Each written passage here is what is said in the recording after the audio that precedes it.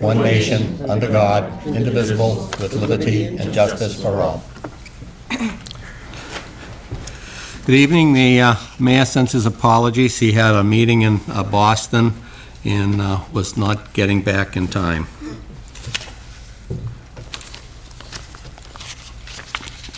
Since the mayor is here, there's no chair report. School Resource Committee, we met Thursday afternoon. We approved the minutes of our February 4th and March 29th meeting. We went over grant donations that we were going to submit, which one of them was for the uniforms for the van to the Fitchburg Educational Foundation, in a $312,000 school redesign grant, and that was submitted, and also to accept an $8,000 school clean energy grant. There were no school choice requests, no line item transfers, enrollment update. We are going to have Mr. Jokler is going to do a presentation tonight on the FY20 update for the first reading. We'll be having a new position, a new Chief Intervention Officer, which is on the agenda for tonight. Any questions? The School Building Needs Committee. We met also on Thursday afternoon. We approved the minutes from the November 29th meeting. We had a lot of talk about Crocker Field and what needs to be done there at Crocker Field, which will be new loom and new grass being put in at Crocker Field. There's been a lot of work done over there already. As we talked about the other afternoon, the maintenance worker at Crocker Field has done an excellent job. If any of you go by Crocker Field, the Broad Street side, it's all been cleaned up and it really looks great. The old roller's been taken away, the piles of dirt and rubbish and leaves, and it really looks good. I'm a member of the Crocker Field Commission, and one of the things that we're planning on doing at Crocker Field is also putting in some walkways over in the back and some more plantings to spruce it up and make it look good. But Lewis, the maintenance man over there, has done an excellent job of taking care of things. We talked about, Mr. Jokler gave an update on the MSBA project update and the next steps that we're going to be taking. The school building maintenance director gave us an update on what was taking place in the school system, and a lot of things that have taken place that were expensive this past year. Some things, he listed them as extraordinary, and then other things that were just routine. Some of the things like extraordinary replacement of condenser pumps and moved and replaced insulated water mains, circulator pump replacements. Some of the things are routine, such as the cleaning the boilers with them. Also extraordinary was the mold cleaning this past year. So those were some of the things that he talked about. Also, another thing we talked about was at Fitchburg High School, the lights in the parking lot. They've been out, and that is something he's got listed as a priority now that needs to get fixed. We talked about school security, an assessment update, air quality report. I believe there's 2 schools are going to be checked for air quality, Mr. Jokler? Yes. South Street Elementary is first. DPH visited Friday, and the next school is Longstro. Okay. And anything else, Mr. Walsh? Well, do you want to maybe mention what we talked about field use, if the work is getting done on? Well, that's, talk about the we're going to replant grass, and it's going to be a big job. So there's the possibility that we will be talking about there will not be any football games at Crocker Field this coming year. We're talking about spending a lot of money, and it doesn't look like we'll be able to start before sometime in June to put in the field. So there'll be another meeting, and we need to talk about that. And I would say the chances are pretty good that there will be no football games at Crocker Field for this coming year if we put in the new field. I just thought that might be Yeah. something to get out Yeah. at this point. Okay. Policy Committee? So you have two policies that are awaiting your approval, for second readings. The special emergency meeting policy, we tidied up the language in that, and also found that there was language in the meeting policy, so we put those together so it's consistent. The student member to the school committee policy, we pluralized the student because it was just singular, the draft that you guys had. So that's been corrected, and that's in your package. Aiden, anything to add? Rosemary, anything to add? No, very straightforward, just those two policies. Yep. Yep, thank you. Change student support. There's nothing new to report right now. Nothing on school personnel. Executive student report. Ethan, like you're alone tonight. Yep, so, coming up is prom on May 11th, so we have that. And then 3 youth ventures just launched for Fitchburg High School. We have Project Hydrate, Try Your Best, and Student Ambassadors. Student Ambassadors is where if kids are coming from other countries, they can be matched up with kids so that they fit in well. Project Hydrate is Current Events Club, and they're trying to get a filtered water into the school, so kids can fill their water bottles. And then Try Your Best is redoing the local park half court, Bartley Nolan, over by the old St. Anthony School. And that's it. And then we also have AP tests for the next 2 weeks, so That first sounds like one was fun. today. Any questions? Do you want to promote your tournament that's coming up on the 18th? You should. So Karate for Kids is having a May 18th golf tournament. So it's $125 to play for a golfer, and if you don't golf, we're also having a dinner, $40. There will be Korean short ribs, chicken parm, and penne with meatballs. Should be a fun day, and hopefully it doesn't rain. Where are you playing? Westminster Country Club. Westminster Country Club. You have the Little Feet race? Is that- Oh yes, the 5K Little Feet race is Sunday, May 19th. That's the fifth, or no, that's the annual 5K Little Feet. Yeah. So 10 o'clock for walkers and 10:30 for runners.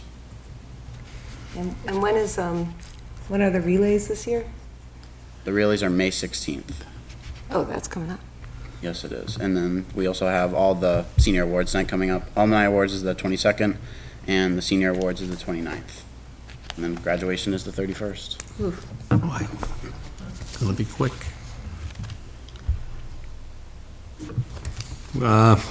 Anything else for Ethan? Yep. Approval of the minutes from the previous school committee meeting. Approval of the minutes of regular school meeting, April 22nd. Motion to accept, yeah. All in favor? Aye. Be no executive session, communications. I've got just one. Barbara Foster, who is just such a great champion of North Central Massachusetts, is being honored at the Boulder Awards, which are put on by FATV. So that is coming up this week, and the day before that, I'd like to thank the Fitchburg Cultural Alliance and all of our teachers for nominating middle schoolers to receive a Janet Cragen Youth Arts Awards. And my family and I are very touched to be part of this. My mom was she began her teaching career in Fitchburg, and she loved teaching at Richardson Road School, which is now the Hmong Temple. And she taught at Appleweld for 37 years, but was very active in Fitchburg in pretty much every arts and culture organization and was a proud Red Ryder from 1952. So really happy to, celebrate with the middle schoolers at the museum on Wednesday and sing their praises, because middle school is the big adventure when you go to school. So it just keeps getting better, right, Ethan? Yes. Yes, it does. All right, thank you. Public comments? Seeing none? No. Okay, yep, Adam?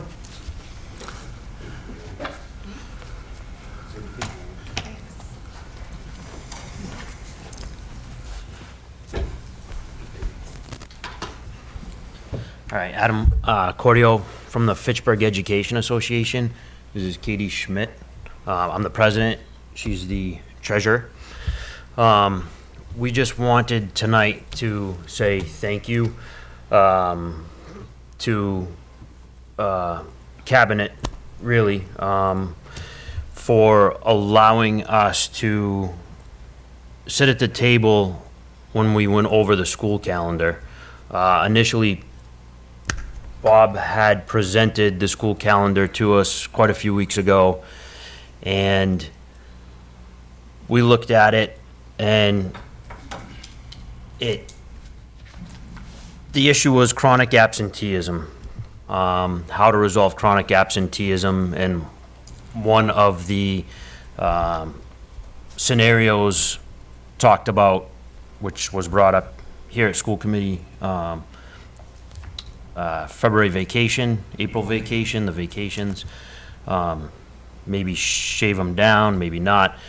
And so when that was brought to our attention, the union's attention, we said, can we pump the brakes a little bit? And why don't you, Bob, come to our rep council meeting and explain the reasons why? Which he did with a few principals and some of his cabinet members. And we had the conversation around chronic absenteeism in Fitchburg and how we can resolve that. And they said that they weren't necessarily sticking to the idea that getting rid of the vacations would resolve that, but it opened up the conversation. And so what we did, Katie had put together a survey. We sent it out to membership just to get a temperature of what the membership was thinking, how to maybe fix the schedule. And then we went back to, we actually formed an ad hoc committee to talk about the schedule. It met twice.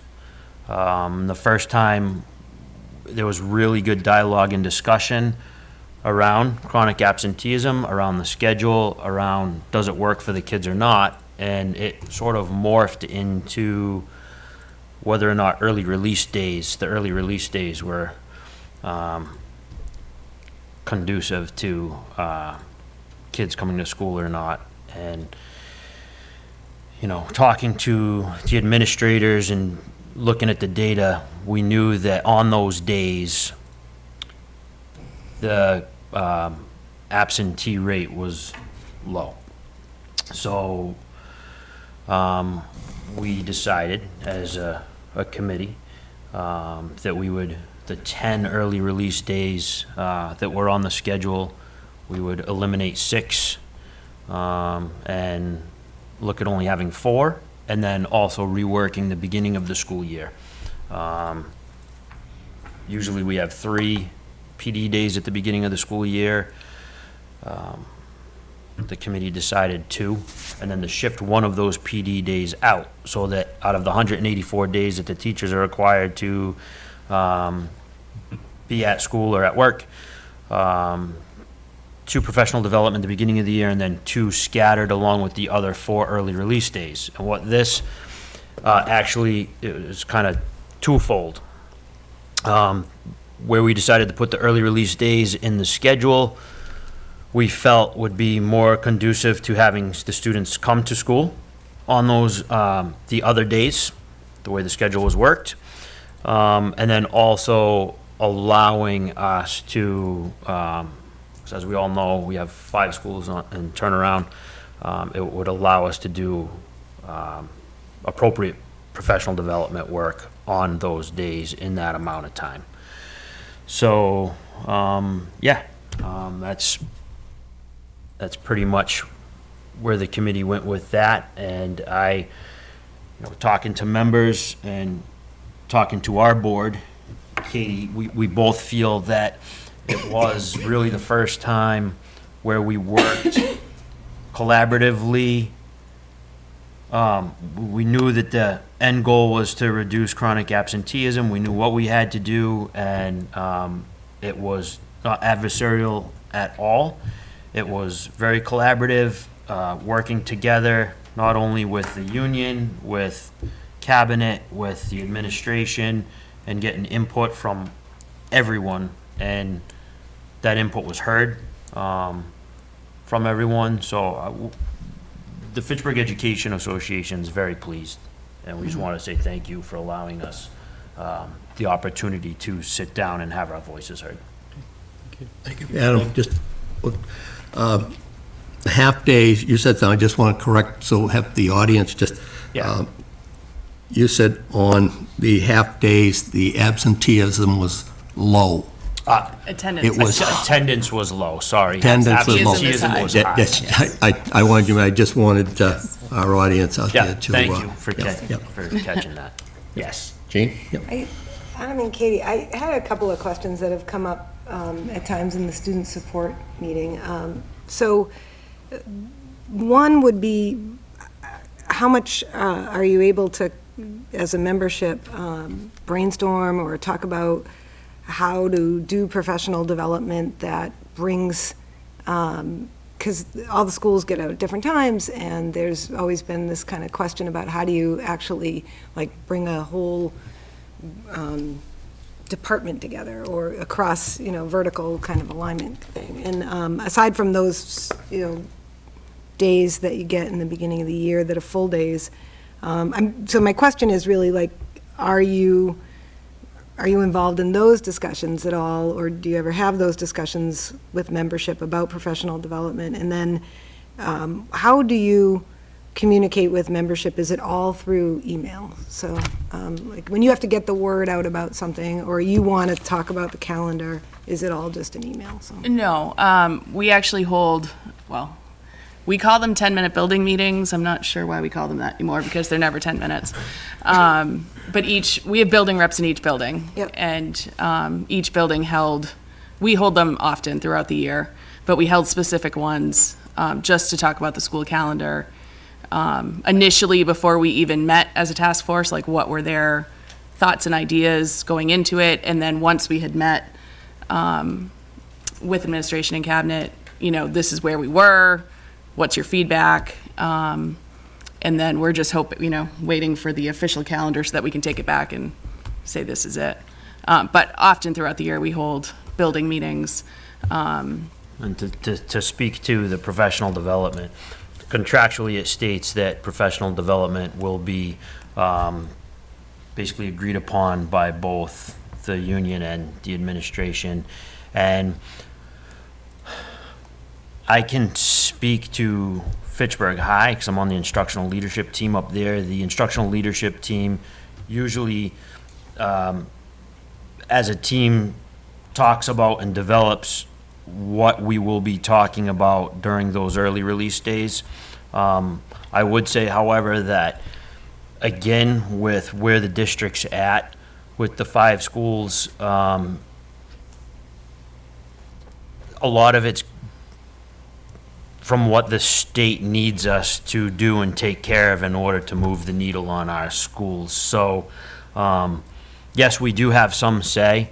I'm assuming next year it will be more driven through the turnaround action plans and what needs to take place to, make the schools the best they can be. Thanks. I thank you for coming to speak, and to the absenteeism. Since hearing numbers, it's been haunting me because I work in some of the classrooms with the pet therapy, and it just kills me when kids aren't there for that and everything else that they're missing. So, you know, thank you so much. It's so crucial that we all be here, that we all show up. And for the youngest, to get into a habit of coming all the time as well, right through. So I was really pleased to see 100% attendance at two classes or 2 grades at McKay last week. And I feel like, you know, the best is still ahead of us, so. Yep. Thank you, and thank you, Bob and Paula. Thank you, Adam. Thank you. Superintendent's report. Okay, we'll get the meeting started off with recognizing 2 students. Elise Pierce has been named a National Merit Scholarship, I guess, Scholar Opportunity, where Elise placed in the top 50,000 out of more than 1.5 million takers nationwide. So congratulations on step 1, and wondering what you can tell us about the next steps. Well, I just took the real SAT on Saturday, so we'll see where that ends up.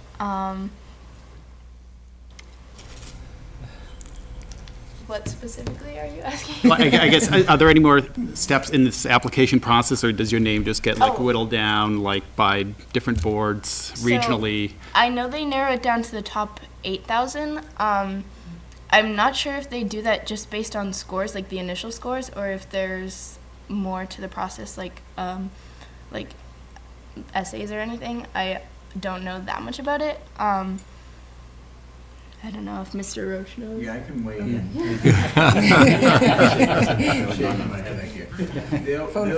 They'll literally reduce from the 50,000 down to approximately 16,000. Those will be semifinalists. Semifinalists then can proceed into the final round, and then they'll choose 8,200, I think, finalists who are actual scholar recipients. What I've seen, though, ultimately is even making it into the 50,000, I shouldn't say even, making it into the 50,000 is the huge accomplishment right there, because the scholarship of itself is 2,500. It's more the prestige of being able to say I was a national merit scholar. I earned that top score. It's like 97, 98, 99 percentile in the PSAT that's given in the fall to juniors, to the members of the class of 2020 in this case. So, you know, Elise obviously is one of 50,000, which sounds like a lot, but across a nation of 350 to 400 million people, very few have been able to say, myself included, that I'm a national merit scholar, and Elise has certainly earned that, and will go on to great things. Her next steps will be impressive, I'm sure. Now, doesn't this also open up other scholarships opportunities as well, just by reaching this plateau? Well, yes, I would say it's one of the more prestigious recognitions that academically, you know, on par with, you know, a national AP scholar or something like that, a student who's passed 8 or 10 AP tests. It certainly helps a lot, because every college admissions officer in the land understands what the National Merit Program is about and how difficult it is to earn that. So great job, Elise.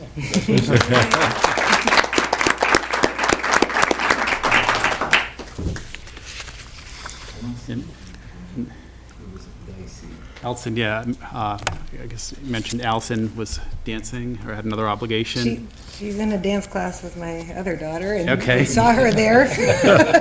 So just for Might be. public's benefit, Allison Floria, who's graduating this year, has been recognized by the Chamber of Commerce Scholarship for $2,500 from Rollstone Bank and Trust. And Allison plans on going to WPI next fall. So congratulations to Allison. So just the next item on the list, and I want to thank Adam and Katie for coming tonight to talk about their experience with the school calendar.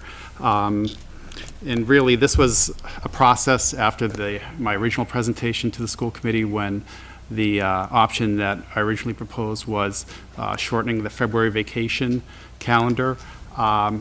So, as I said to the members of the FEA, you know, reducing that or eliminating that was not necessarily my primary goal. There were several goals, one of which was to try to address chronic absenteeism, also get some more time on learning. So the highlights of the calendar that you have before you tonight to vote on is it reduces the number of early release days from 10 to 4. It eliminates the general meeting and moves that professional development day to a more strategic date on the school calendar.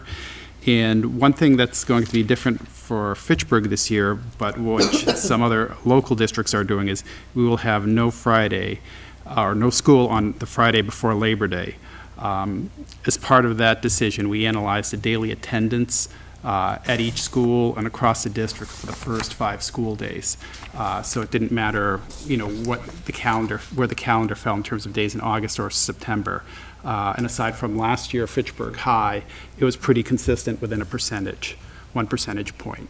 So after conversations with the FEA, those were the agreements that we came to as part of the process. So we really had 2 meetings, I guess really 3. One, we came out and spoke to the FEA and had a conversation just in general about the school calendar. And then we had 2 planning meetings, and we came to an agreement at the second planning meeting.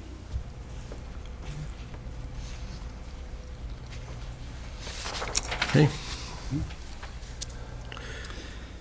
Let's speak about the new positions. Okay, sure.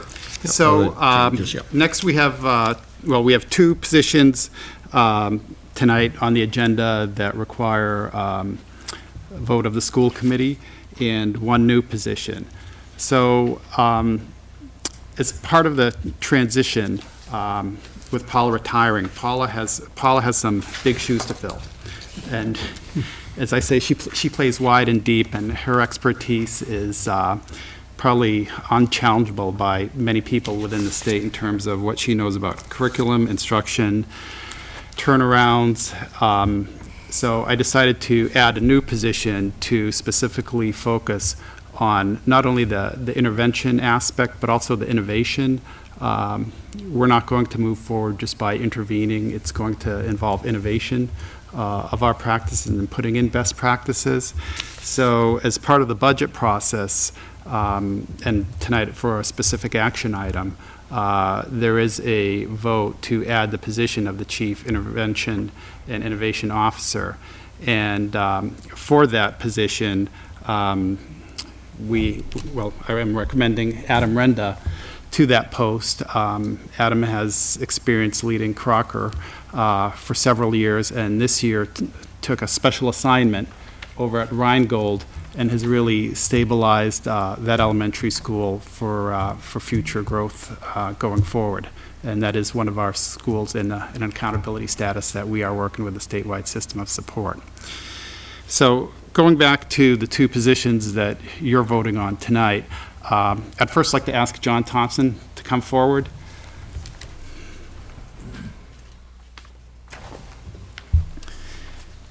So John's been principal of South Street Elementary School for 6 years now. He brings to this position a background in reading and literacy. John has also led one of the elementary schools that's not in an accountability status. He went through a voluntary turnaround 2 years ago, John? 2 or 3? Longer than that, about probably 5 years ago. 5 years ago.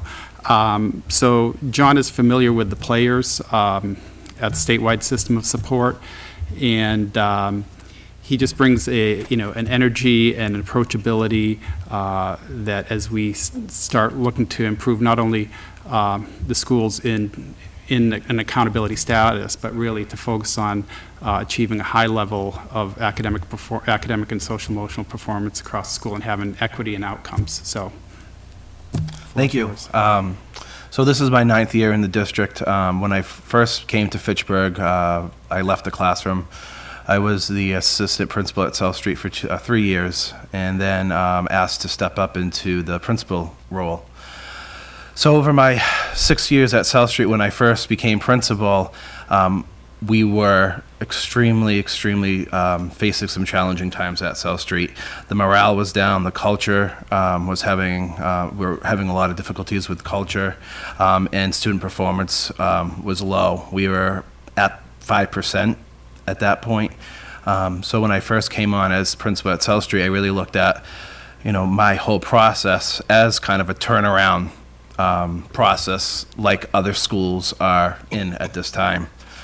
So when I initially came on, I did a lot of work around culture and building the culture at South Street School.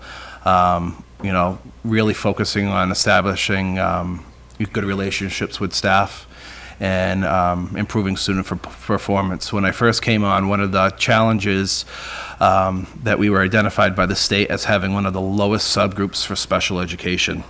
Our students were not making any gain. So one of the big things we had to do right away was address that subgroup. So we did a lot of knowledge building around special education. We worked with the inclusion specialist, Donna Simone.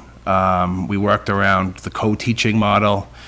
And we worked around really changing the schedule and how we service students. When I first came to South Street, all of my special education students were pulled out for services. They were missing general education curriculum. They weren't exposed to grade level standards. So we had to do a lot of work around that and changing the model for special education delivery. And I'm happy to say this past year, South Street was no longer identified as a state requiring assistance. In addition to that, we were also, our special education subgroup doubled from 33 to 61 for our overall achievement level, so we doubled that. So, you know, moving into this next position, if voted on tonight, I'm really looking forward to bringing those skills that I use to change South Street and to turn around our practices into other schools in the district that are working with turnaround. Very good. Questions for Jonathan?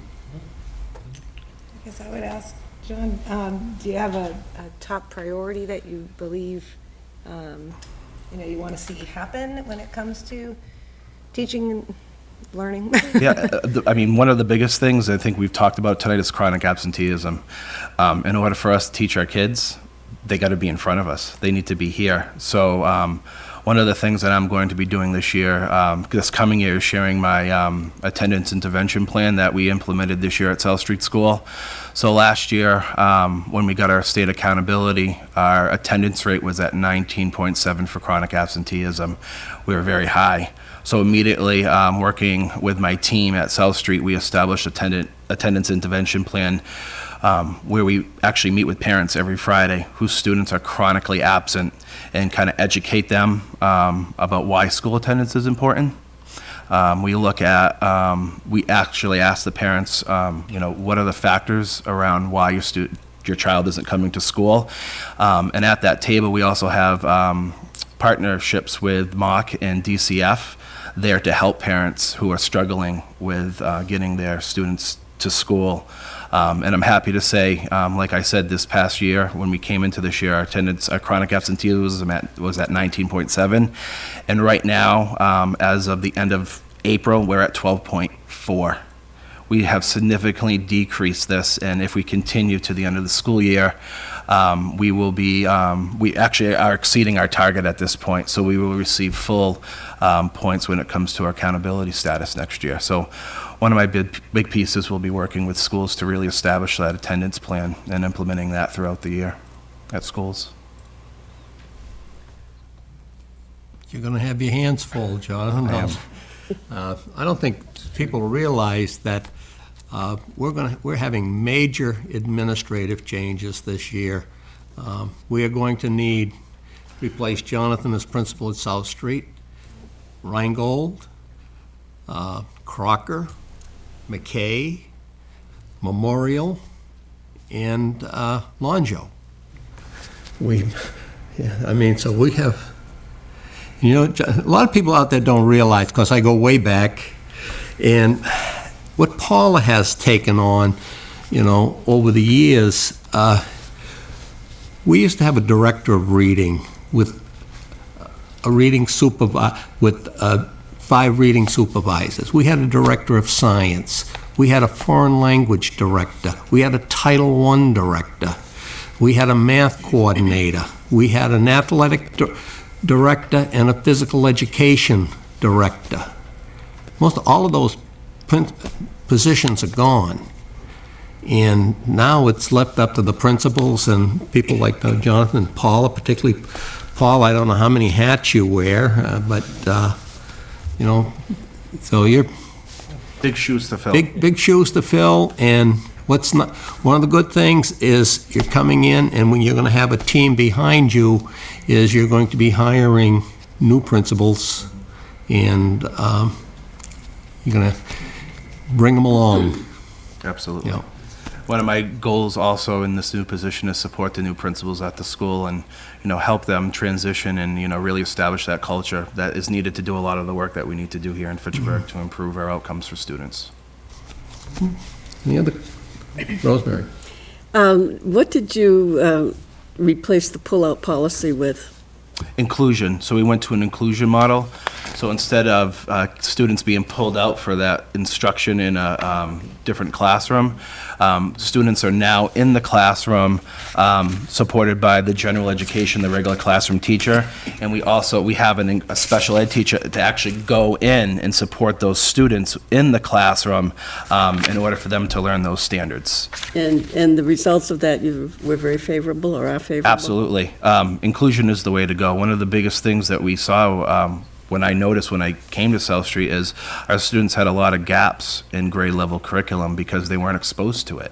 So now what we do is kids are exposed to this grade level curriculum, and the special education teacher working with the general education teacher are really identifying those entry points for students in order to access the curriculum, and also providing those scaffolds that those students need in order to be successful. Thank you. Can I ask another? So another item that Paul has talked a lot about and has come up again in student support, and Eileen said it in one of our previous meetings, that the concept and the culture of schools in a district versus a district not just of individual schools, but just a cohesiveness of the district. How will you work to foster that? And by that, it's been something I feel like I've said a lot in the years that I've been on school committee, that experiences school to school can be so different in terms of how they receive communication, opportunities that their students have, even curriculum. So what's the plan there, or what are your thoughts about that? So, some of the ideas that I have, obviously working with Bob, we discuss and see what the best approach is, but I definitely would want to be working with principals in order to do some school walkthroughs to see what instruction looks like, and come up with some general expectations of what should be happening in all our classrooms. Because you're right, Gene, when you go to school, different classrooms, when they're in a school, instruction looks completely different. So I think in order to begin, changing that classroom instruction, the principals need to be the instructional leader, and we need to get inside each other's buildings and actually see, what is happening, and, come up with some strategic action steps in order to make, good instruction happen, that no matter if you're at Crocker, no matter if you're at South Street or Rheingold, it's all the same experience. I think communication too. Honestly, that's been kind of a pet peeve of mine, that it can depend on the environment that you're in, whether you know what's happening in the school as a parent or as a student even, right? So that's just something that I can say when my oldest daughter, now at the high school, I always know what's going on there. But that's not always true in the other buildings. So what I would Or want my kids don't always know what's going on either. Well, one of the things I would do is share my practices that I do at South Street School in communicating with parents. One of the things that I do is I do a weekly email to parents, letting them know what's happening. I update my Facebook page as much as possible. And I'm also communicating daily with students. I do announcements every morning with the Pledge of Allegiance, and I make sure kids know exactly what's happening. And I'm visible in the hallways, talking to kids, letting them know what's happening, upcoming events. So in order to improve that communication piece throughout the district, I would share, my practices that I've done in the past and what's worked, and also tap into other principals in the district, like Mr. Roach, and ask him what he's doing at his school, to make sure this consistency happening in each school. Great. What's nice, Jonathan, is many of the principals let the school committee know. They share that weekly newsletter with them, and I appreciate that very much. Lets us know what's going on at schools, and we can keep up. Thank you. Sally? Sure. No, I just wanted to say, congratulations. I've worked with you since the day you came, I think. Yes. And it's been a long road at South Street, Yes. and you are a positive person, and your temperament is so suited to dealing with kids and switching to adults and then teachers. I enjoy volunteering at South Street, and I feel like it's a real team there, and it's been nice to see that transition. So I'm excited to see you in this position, and it's a really cool thing to have a challenge like that. So please know that, we are so for, I feel so excited about the changes coming up, because our kids are so great.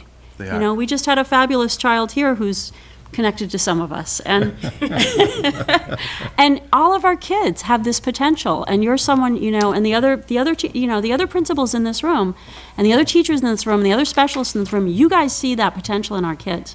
I see it in all of you, and I just wanted to say I'm thrilled about this. So, Well, I want to comment on that, Sally, because, as I went through the interview process, someone asked me, are you going to be okay not seeing kids every day?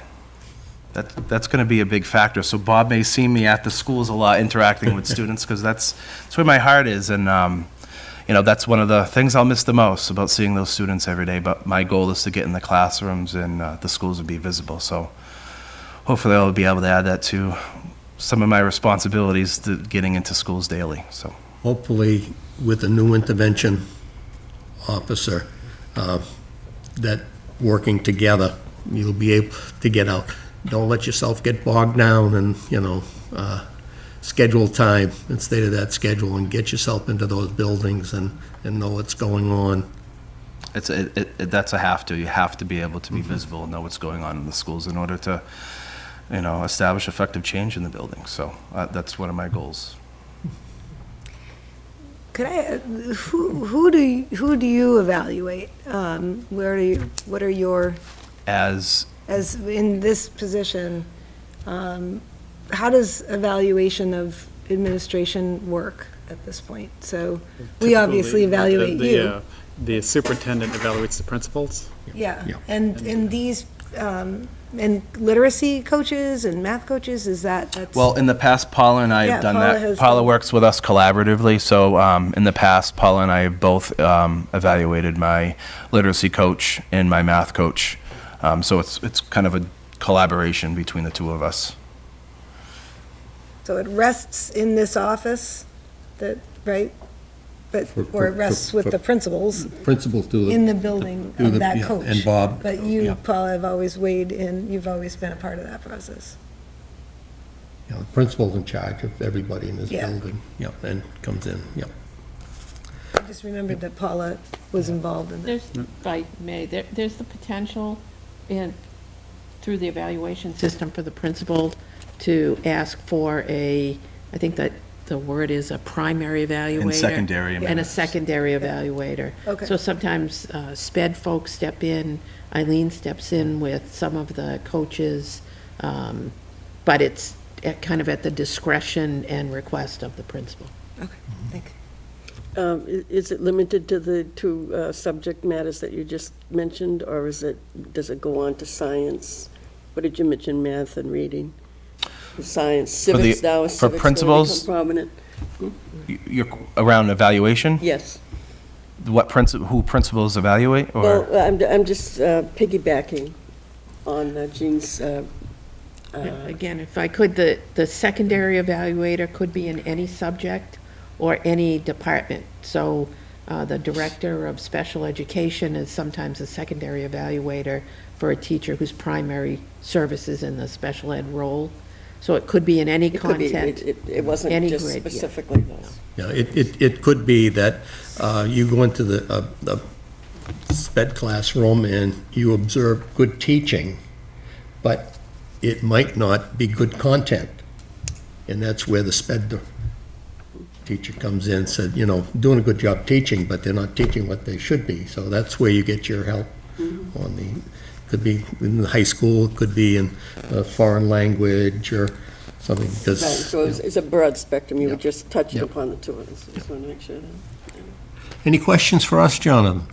So, as a committee, what are some goals that you have for me, transitioning into this new position? Good question. I'm putting you on the spot. Put it on the spot. Well, should I say, if things don't work out at South Street, we send you back? Well, I have go ahead. I guess my goal would be that I want real equity in the schools. I want there to not be such a different experience for kids. I want it all to be quality experience, which, it is and a lot of times. I just think that sometimes and by necessity, you might pilot something in one school, right? You might have a particular dynamo somewhere, I guess I would really love, because we have dynamos in this district. And sometimes you're lucky that your kid gets exposure to them, and sometimes you don't, right? So how do you really maximize that benefit for everybody? And I know when at Rheingold, I remember when they started the Ally program, that was a really great experience, and a big component of that, or a primary objective of that, was that it wasn't going to be this pull-out thing, it was going to be a push-in. And all kids were going to benefit from that experience. And I'd like to hear more, and when we do get some reports back from schools to the degree that that is happening. I think when people have come to present, that's a question I've often asked. So I know that a lot of the people in the school committee can be in schools, but I can't be in the schools during a school day. So you just kind of go on what you hear. So anyway, that's something I would like to see, that whatever is sort of really powerful and working, we work to try to get that somewhere else too. All right, please. I think, John, I want to see you be able to, what's happening is going to be unprecedented in Fitchburg.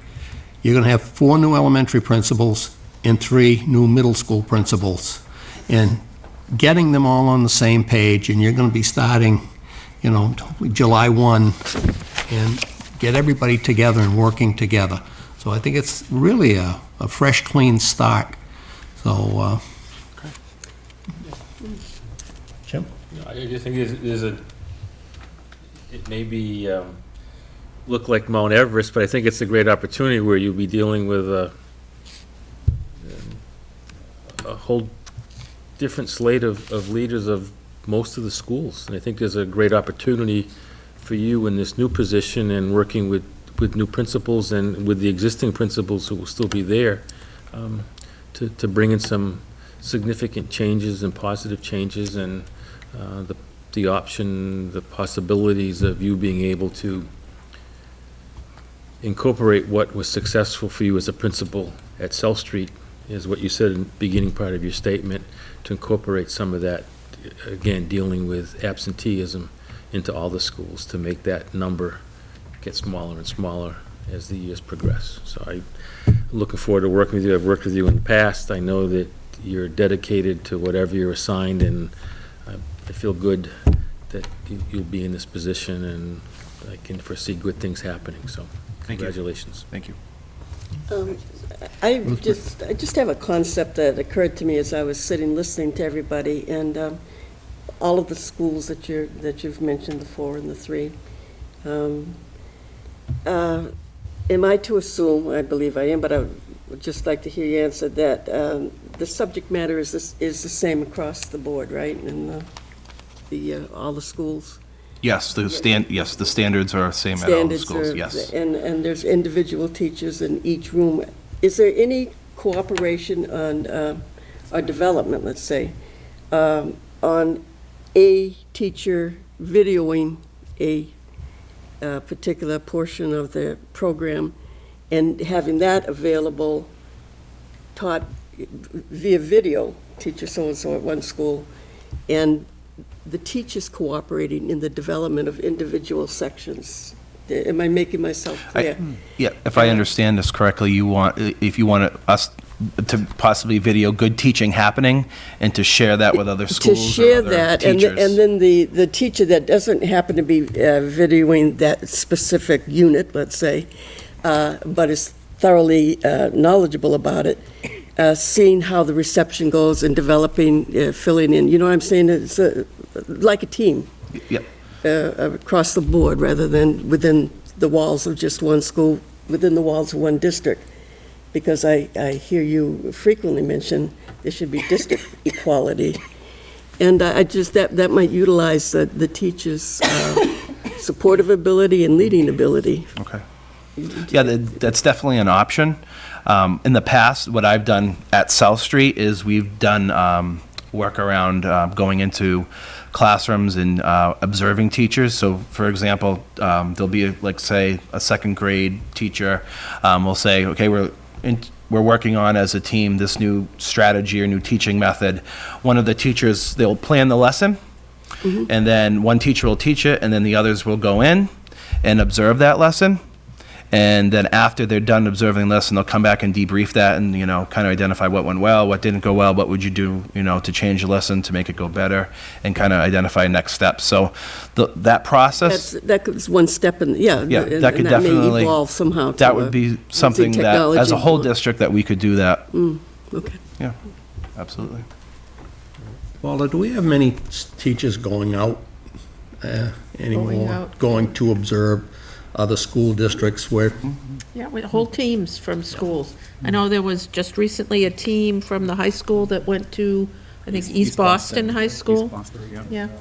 And we do actually have a couple of different protocols for that kind of group examination you're talking about. We have a very structured protocol around lesson study that we've actually practiced through our SS-DSAC partners, where teams of teachers from schools or different schools with administrators will go in, teachers plan the lesson, deliver it, a group of people, peers observe it, then go back, debrief what they saw, help to construct it with different focus areas. Someone teaches it again. It's based on a Japanese model. And we do have a variety of teachers who videotape their lessons and use, I don't think any of our coaches are here tonight. Oh, Becky.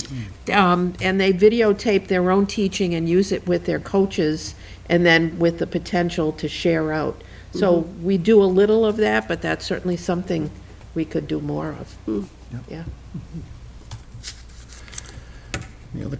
Yeah, I just wanted to add just to your question of setting goals for this role. I mean, it's a new role, so that's kind of a hard question, but I think your head's in the right place for a long-term goal. Setting the district-wide culture of just excellence is going to be, you know, the goal for success. But in the short term, I mean, we have 5 turnaround schools and 5 new principals coming in, and that's going to be plenty to fill your plate on day one. So I wish you the best of luck. Thank you. Yeah. Thank you. All right. Well, thank you, everyone. All right, thank you, John. Thank you, Jonathan. Okay. Okay, the next position that you'll be voting on tonight as part of the action items is for the Director of Finance and Operations, also known as the Business Manager. And I recommend Craig Shalafo for that position. Craig's been the principal of Longstrode for 12 years now, and he brings his leadership, education, grant writing, especially with the ELT program, and his facilities experience, in addition to his change-making role. I have to throw that in there, Craig. And really, Craig brings an educator's perspective and viewpoint to the business manager role, and especially as we're going through this transition and looking at making, investments related to improving student achievement and outcomes. He can give a real critical eye towards that, so, and good feedback. So without further ado, Craig, if you want to just come up to the table. Welcome, Craig, and congratulations. Thank you very much. Good evening, everyone. I'm just excited to be here tonight, gain the confidence of Bob and his interview team to be here, and for your approval. Worked in the system, this is 30 years. Got I think, a vast amount of experience that I can help offer for young principals, since we do have so many new principals for next year, and so many of the schools in turnaround, and working with a great team at central office. It's kind of how I've kind of built my whole career, is around working as a valued team member and helping support teams to set goals, reach those goals, and I hope to do that in this new position. I'm excited. This has been the first opportunity that I have had since becoming principal in 2006 for advancement. So I thought that this was an exciting opportunity. As Bob mentioned, working with the ELT grant and working with my staff over the course of the last 12 years, I think that I've got a vast variety of experiences, that whether it was working with our ELT network, managing the grant, managing how we spend that money, most importantly, and making sure that we have our strategies aligned, that so it's not a one-year plan, that this is over multiple years, and that we're supporting that. And using resources strategically, being a net school spending district, we know how important that is, to make sure that our resources align with our major goals that we have, particularly in turnaround this year. So I'm excited. I know there'll be a learning curve here at the beginning. I know there's a great team at central office that will be a great support for me, but I'm excited for the future. Questions for Craig?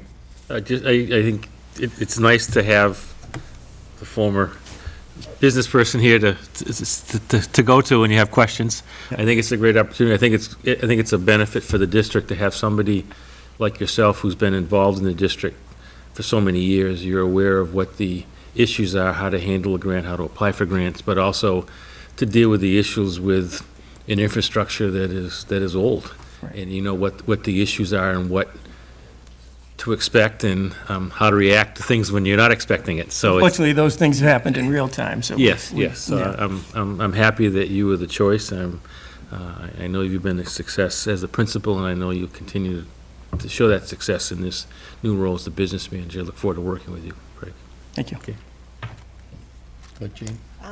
Craig, congratulations. And John, I didn't say congratulations to you, so I'm sorry. It's like single focus, that's my problem. Craig, I'd really like to see I don't know, like a 5-year look at what is happening, because I know that we have this turnaround grant money, the ELT of every time that comes up, I wonder, is that, what's going to happen to that? And because we are grant dependent on a lot of things, I guess, and our enrollment, like last year, we were sitting here at this time thinking our enrollment numbers were low, and now we're looking at enrollment numbers being a lot higher than we thought. Yeah. I know that, so there's a lot that's not predictable there, but I think that I know that's not our role. I mean, obviously the budget is our role, so I'd like to be able to see some of that planning and what that strategy is looking like. So if that's something that I could kind of put on that wish list. Yeah, no, absolutely. I mean, obviously, the urgency of turnaround is the urgency of turnaround. Yeah. But with that, you have to have a long-term plan to make sure that, the systems and the processes that you put in place are sustainable.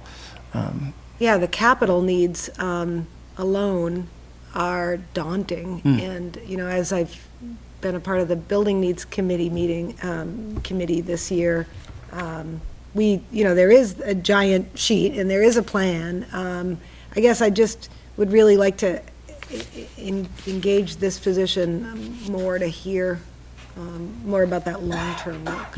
Yep, absolutely. And one of the things I like, something we haven't talked about, Bob, recently, but we used to have a retreat where we'd get together and do some goals. Maybe this might be a good summer to have a couple of day retreat with a lot of new administrators and new central office people. And we're very fortunate. Craig, one of the things besides being an outstanding principal, Craig went to Fitchburg High School. He went to Fitchburg schools.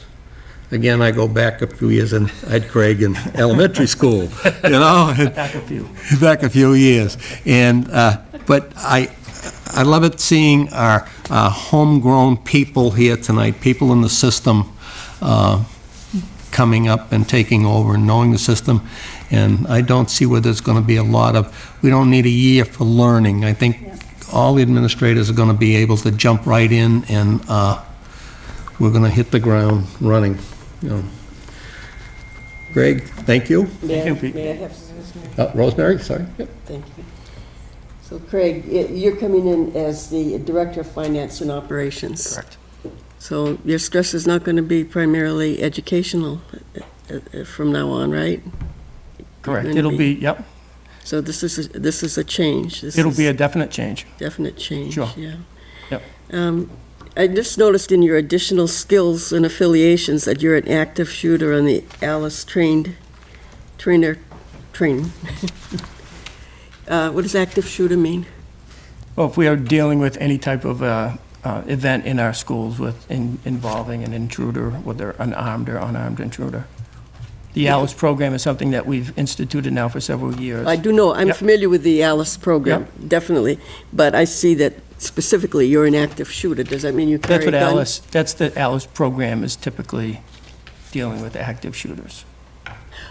The intruder is an active shooter, and Yeah.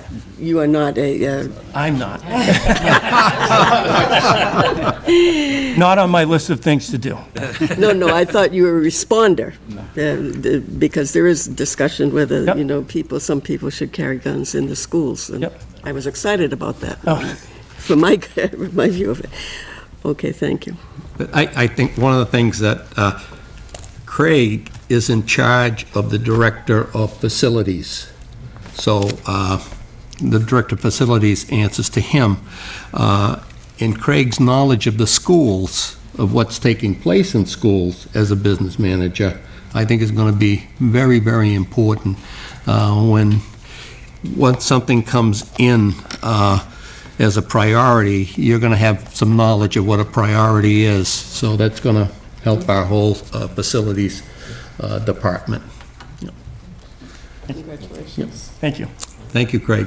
Yep. Yeah, Oh, I gotta say congratulations. Thank you, Sal. This is a really, this is the most interesting shift that I'm seeing. And again, it comes down to temperament. It comes down to working with others. And, you know, I feel like we have this really cool team, and that we have, you know, the depth of our bench is great. And finance and operations, how about that? How about that? I'm excited. Thank you. I am too.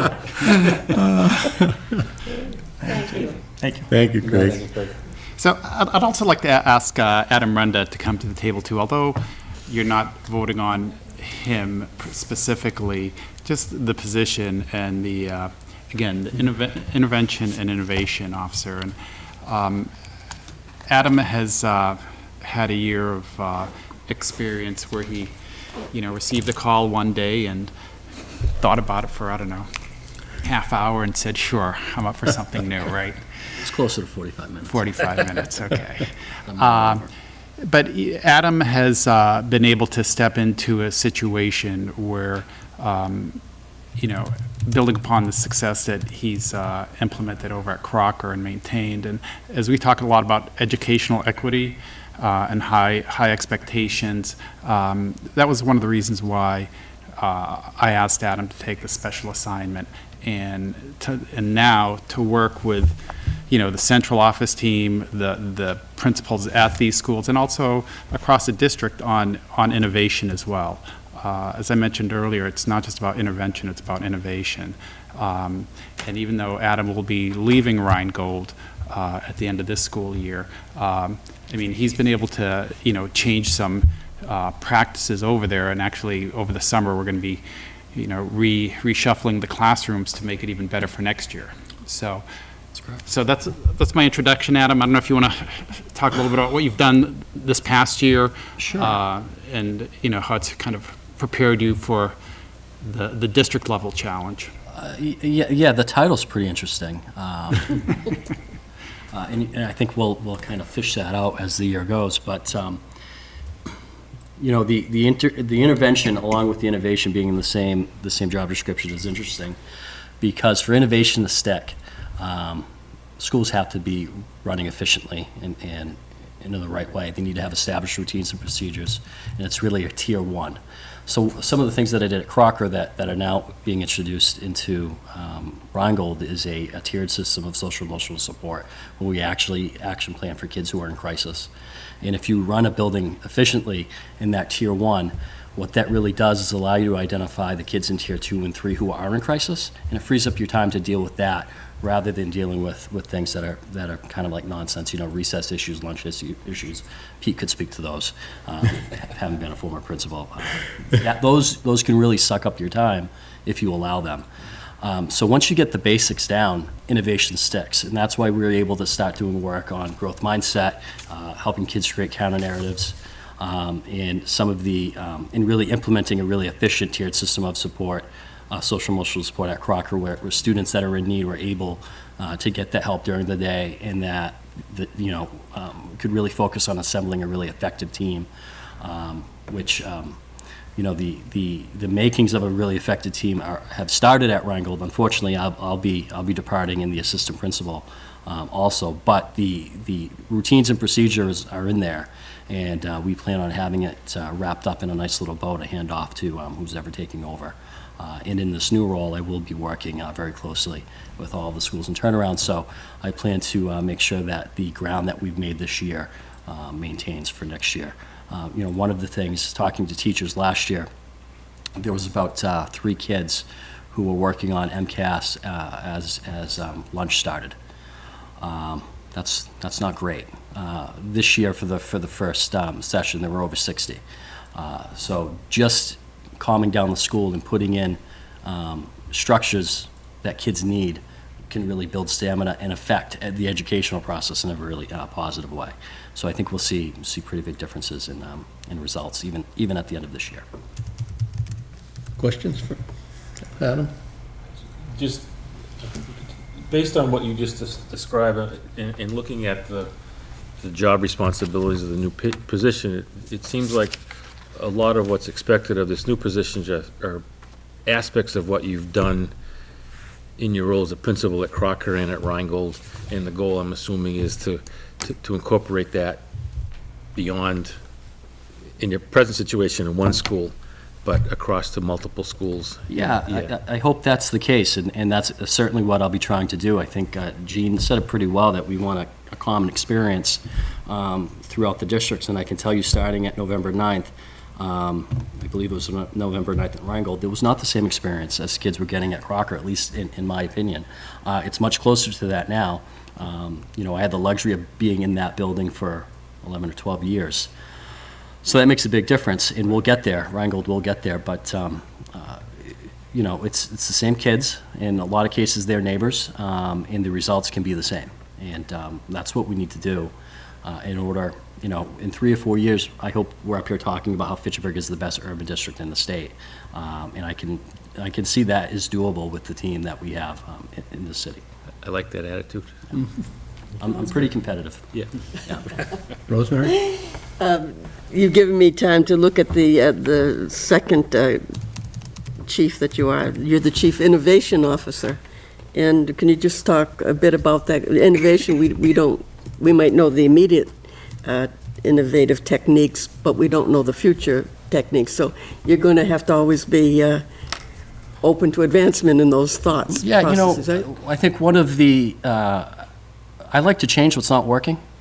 I think you can call that innovative at times, but I have no problem seeing something that's not working and changing it immediately. At times, people are scared to change, and when you ask the question, well, why do we do it this way? And I did that a lot in November.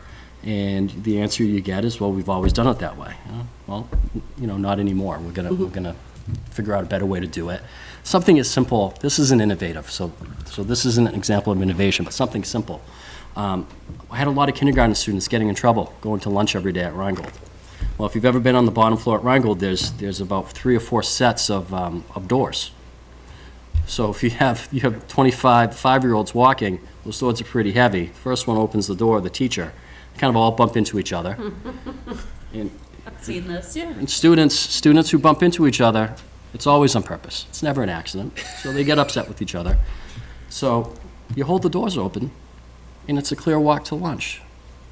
there's 10 less referrals that we have to deal with, which frees up our time to do really important work. It's just, this isn't, it's not, I a get you. lot of There are times it's not many things innovation like that, or yeah, rocket yeah. science, it's really easy. Yeah. You know, there's probably a list of 20, 25 things that we did, you know, the administration team and I did at Rheingold to really kind of low-hanging fruit, really technical solutions.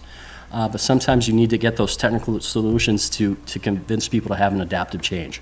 And that's kind of where we started, and now we're talking about changing up the co-teaching model at Rheingold, so it mirrors more some of what is happening over at Crocker and South Street. And the schedule changed. There's more intervention services happening. It's a schedule now that's designed for what's best for kids and not what's convenient for adults, and that kind of was the case. And I don't think it was done intentionally, but it was just kind of that was the schedule, and now the schedule is, you know, people are hustling. Not that they weren't working hard before, but they're hustling a little bit more now. So we're looking to you know, look how schools are running and assist to make them run a little bit better. And if you can do that, innovation will stick. If you can't, it's just one more thing added to your plate. Yeah, I hear you. Thank you. This, maybe you, Adam, or Bob, but maybe you could explain in the turnaround money that has come to the district. Can you explain how that, what the plan for that is? And maybe that's part of your presentation tonight. But in terms of the grant money, in terms of, is this position on a time limit? I mean, obviously, positions get evaluated as we go through, but is there, so there, I guess it's, can you be specific about some of that grant money and what that might be covering? Because I imagine that's what you'll be working with, right? And then specifically like Memorial, right? And then the, how do you, what's the measure that you've established to say that was successful, this work was successful? So those are two different questions. Well, yeah. well, we're actually, we have some planned meetings to actually catch me up to speed on what that process is at Memorial, because up to this point, I haven't been involved. I've only been involved in the Rheingold turnaround plan. Yep. I can tell you that some of the money that, for the Rheingold portion of the grant is going to be to support the turnaround practices that we've identified to help with turnaround. At this point, I cannot speak specifically towards to Memorial's grant. So let me, I guess, start. So this year was really the planning year for the schools that were designated in turnaround. So there was small money this year. The only school that was eligible for funding next year was Memorial as part of the school redesign grant, given their level of accountability. So that grant was just submitted on the 30th, and it's on tonight's agenda for your approval. Right. You know, and Paula could talk to the, you know, some of the specifics about that. So Adam's position is in, I'll say, the city budget. And, you know, we have some funds targeted at the city level for not only Memorial, but all the schools in an accountability status to make investments. And I'll go over that in my presentation tonight. But then on the Memorial specific, that's $312,000 a year. And I mean, that's, you know, 20 pages and. Oh, it's actually closer to about 70 pages. Yeah, but the summary. So we can certainly share the proposal. It's very prescriptive. The funding in that grant is just for Memorial. It's, the rubric alone to write the grant against is 24 pages. There's an additional checklist in the grant that has criteria that the application had to meet. And then there's a second checklist that the district had to confirm and affirm meeting certain criteria. So there's a whole system around the district portion, and there's a portion in the body of the grant that describes all the district responsibility for supporting, supervising, monitoring, and then developing check systems for accomplishment. There's several pages of something called MAGs, Measurable Annual Goals, that are very concrete and specific around each activity in the memorial plan. So the memorial plan is very specific, detailed, and focused on the activities that meet the turnaround plan practices. First is building a collaborative school culture. So there's a heavy focus on professional development around team building around academic rigor, shared beliefs and practices related to those beliefs. Turnaround practice 2 is around building high-quality, rigorous core instruction for all students. And these are the same practices in every plan. So the idea behind them is there's a pretty strong through line among and between all the schools writing a turnaround plan. But we're looking at what's happening in a regular classroom that's inclusive of all students, special ed, ESL, Title I students, students with chronic absenteeism, that's so rich and engaging that students can't wait to come to school. Turnaround practice 3 is around the systems of support. So, and you'll see it in the budget presentation, a multi-tiered system of support or a response to intervention system for both academics and social, emotional, and behavioral needs. And those, again, are very detailed, talking about this continuum of services and programs like responsive classroom, developmental designs, PBIS, second steps, all the way up to one-to-one counseling and outside counselors coming into the schools. And then data-driven teams to make those decisions using something called the PDSA, Plan, Do, Study, Act cycle. So it's very, it's very focused on kind of implementation science. And then the 4th turnaround practice is, and how do you do that while you're building a school culture that's positive and proactive? And that's in large part around student discipline, the systems Adam's talking about, the systems that need to be in place so that discipline and behavior is understood. There are ways to teach it, and because you need that in order to accomplish all the other 3. So the schools, we're looking at the district, and Roanne and Alicia are here. We've spent a lot of time in the past month working specifically with the memorial team, but our DSAC friends, SSOS, Bruce McDonald, Zach Smith, have been working with the other schools, consulting with them, so that we have a through line among and between all of the district schools, so we can leverage the resources at the district level. So if everyone's doing PBIS training, we'll be able to support all schools in that work, or responsive classroom, or book studies, or this idea of systems through the Plan, Do, Study Act. I mean, at Long Joe, they call it the thinking protocol. It's a beautiful piece of work, and it applies to every teacher in every subject area for every student. So I know Craig can wax poetic about it because his school has done a lot with that. But it's really a great technique, so it impacts everyone and raises rigor, raises expectations. We have a project with the middle and high schools around using Education Trust as a partner to analyze the tasks teachers assign to students.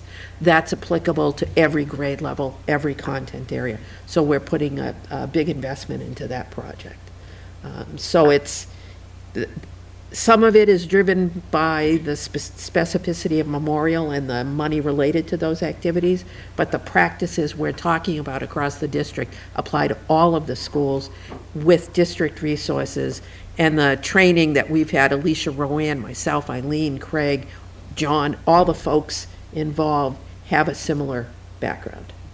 I know that's a long-winded answer, but it's sorry. Thorough as. It's very exciting. As usual. And it's really, people are doing a beautiful, beautiful, beautiful piece of work. Just to answer your question, Jean, the position is in our school budget, and we're voting on that position tonight, not Adam. Yep. Yep. Yep. You get to come back a second time. Yeah. Yes, Sally? Yeah, I just have to say, again, congratulations.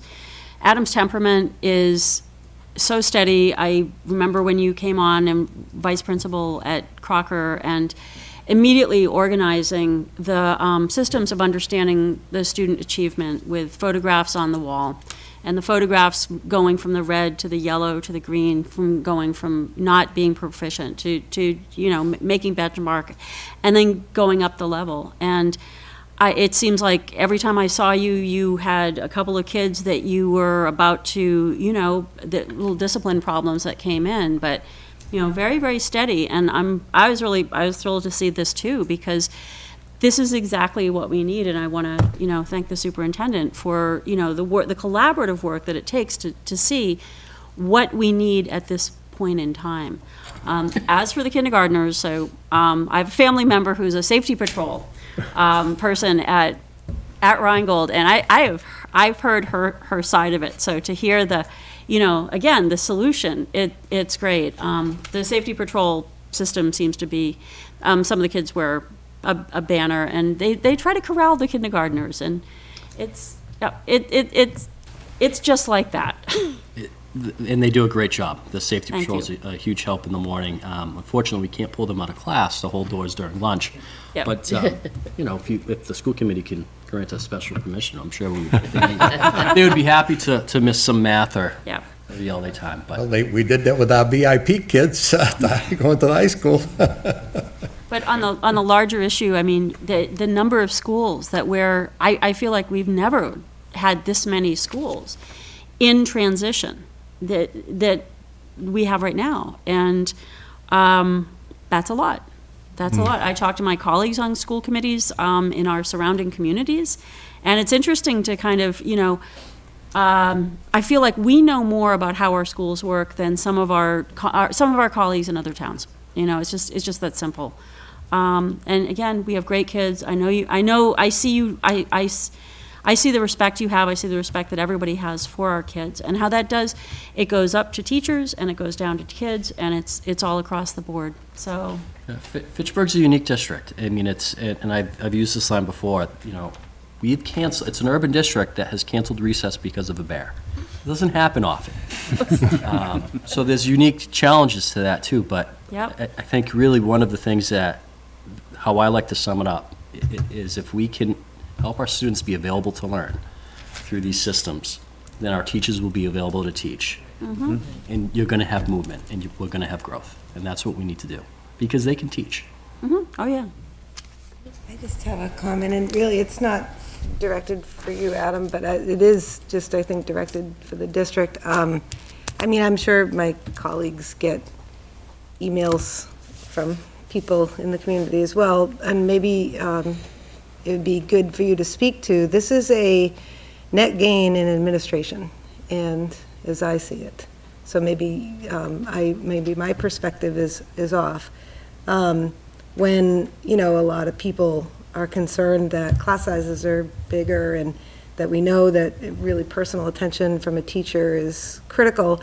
I guess obviously, as you spoke to that point, we have a lot of schools in transition, and of course, turnaround status. So I think philosophically, it might be important to state what your pursuit here is, what your how we measure success. When do we know this has this position? And again, not personal, not the people in it, but that's your job. But when we know this position has met your goal of success. So, obviously, we'd be out of turnaround, but. Yeah, I think, there are two things, right? I think I'll just repeat what I've spoken about with Adam. I guess in a perfect world, Adam, or this person would come in, and in 3 years, we'd be out of turnaround, and, we wouldn't need this position, right? But the reality is, we as a school district are always innovating, and we have to continue to innovate going forward. So there's new accountability coming out. There's new technology coming out. Our kids' needs are evolving and changing every year. We have greater class sizes or grade level sizes that we're going to have to innovate. Where are we going to put students for the next 3 to 5 years? So all of these things are, you know, in addition to kind of the traditional turnaround or intervention aspect, we have to really harness some of the creativity that Adam has to help move the district forward. And I don't know if that innovation, whether it's in one person or amongst the team, will ever stop. So I think really just time will tell how soon we can, you know, how much progress we can make. You know, the report card for our district and every other district are the MCAS results. You know, we have, and I'll show some of the subgroup performance tonight that's been shared in the Student Support Subcommittee. You know, we have our work cut out for us, but in a way, it's a good opportunity for us to start addressing some of the systemic issues and really building teams to start addressing these challenges in a positive way. Yep, I also just want to make sure that our focus is that we are aware of class size, we're aware of the experience in the classroom, supporting our, you know, people at the ground level and teachers.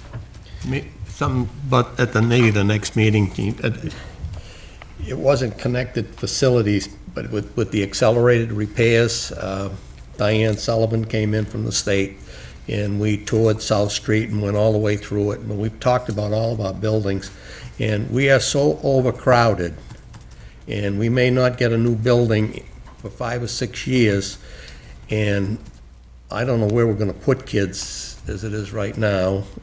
We're gonna have to be innovative in what we do, and maybe Well, I'll give an update on that in a few minutes as to Okay. what we're doing.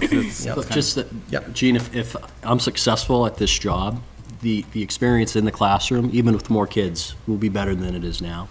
And that's really the goal. If the kids can be in the zone of proximal development and they're not being sent out and the discipline issues can get under control, then things are going to be better.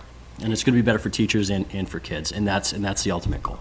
And you as a principal know this very well, that, you know, parents, and especially parents of young children, want personal attention. They want to feel like their teacher knows their child, right? And, like, that's just, I just think as a committee, we need to be focused on that, and obviously that's the whole goal here of everybody, but I just know from communication I've gotten from people in the community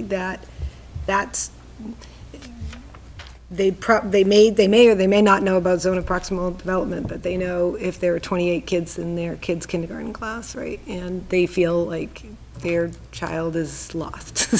So. Understood. Yeah. Thank you. Thank you, Adam. Thank you. Thank you, Adam.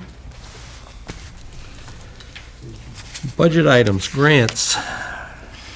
So before you tonight, we have 3 grants there are action items for.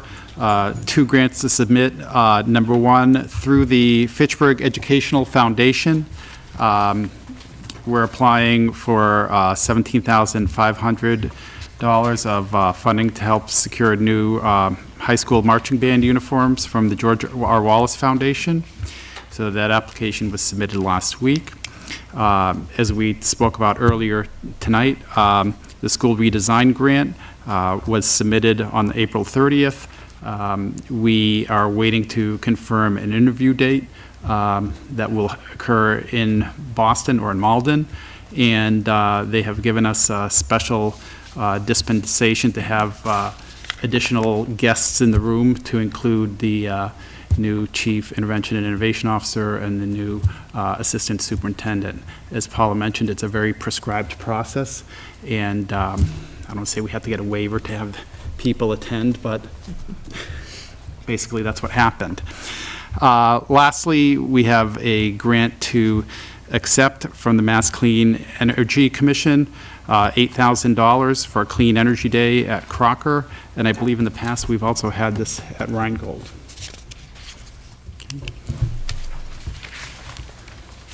So with that said, I'm going to just move over to the table here and go through the presentation.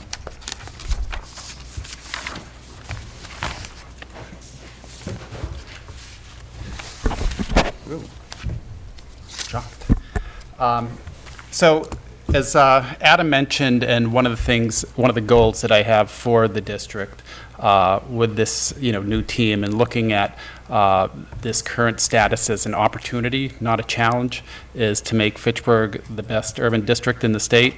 So, hence the star with Fitchburg right up the top. So